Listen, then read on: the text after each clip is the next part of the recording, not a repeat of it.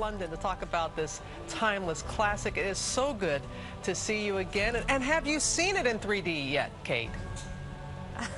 Hello, good morning. Hi, Robin. Good morning. Hello.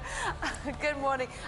No, I still haven't seen the full 3D version. I have seen 21 minutes of cut together footage in 3D, and it does look spectacular, I have to say. It's very different. It's a very different experience. You sort of feel like you're on the fairground ride, really experiencing the thrill of it, as opposed to just sitting back and watching the spectacle. You're really, really immersed in it, and it's very, very exciting. I am sure that it will be. And you know, Kate, I don't have to tell you, whenever it is on cable, it's the type of movie, no matter where it is, whatever point in the movie it is, you find yourself sitting down and watching it again and again and again. What is it, do you think, about it that just connects with so many people?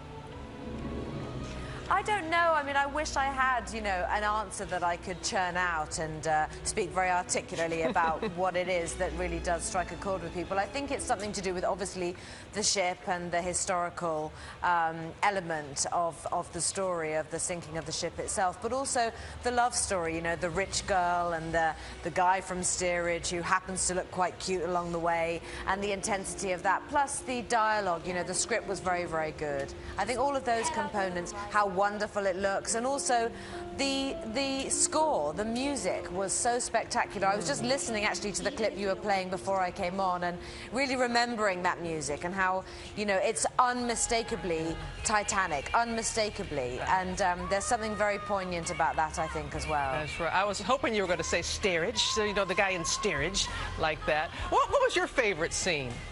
Do you have a favorite? I do, actually. My favourite scene to watch and my favourite scene to shoot are one and the same thing.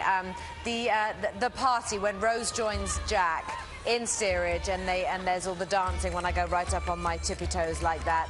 I couldn't wait to shoot those scenes. I was really looking forward to it. I loved every second of it, and I really enjoy watching that sequence too. I was just very, very happy, really happy shooting those scenes with everybody. I can't wait to see it too in 3D, and when you were spinning around and around, but when you went up on your toes like that and the reaction from everybody. But the iconic scene, you know which one I'm talking about.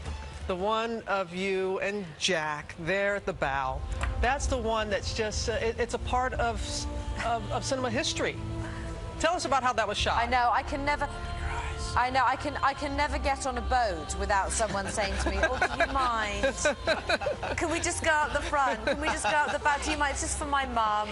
It's just, honestly, I literally offer it up now. Whenever I get on a boat, I'm like, "Okay, come on, form a line. Here we go." It's really very funny.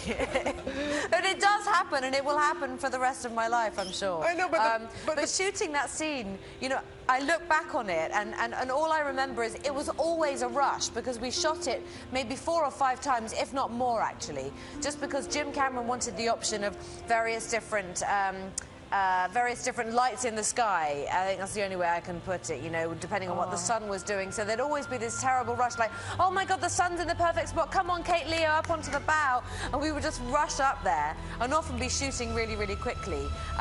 We just had to shoot it lots of different ways, many different versions, in studio, outside, with green screen, without. I mean, to be honest with you, Leo and I were like, "Oh my God, here we go again," you know. I'm not kidding you. But capturing the magic hour like that, which is so important. And you know, you were in your 20s when you did this film, and it just launched all the nominations and just the wealth of work that you have done since. And you were saying that you're grateful it happened then, that kind of success, because now there's Twitter and there's just so many different ways that your privacy can be violated, that you're glad it happened then and not now.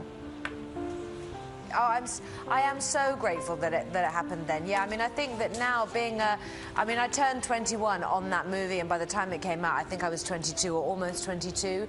And I think now, you know, when young people are sort of thrust into the public eye like that, they're almost told they're successful and told they're famous before they even really know how to compute what that means, even before they can understand who they really are. And I think there's a lot of pressure now on young people to really be the thing that everyone's telling them that they are before they've even discovered it for themselves. You've always handled it very well, and you're going to be back to talk about a special project tomorrow. Thank you, Kate.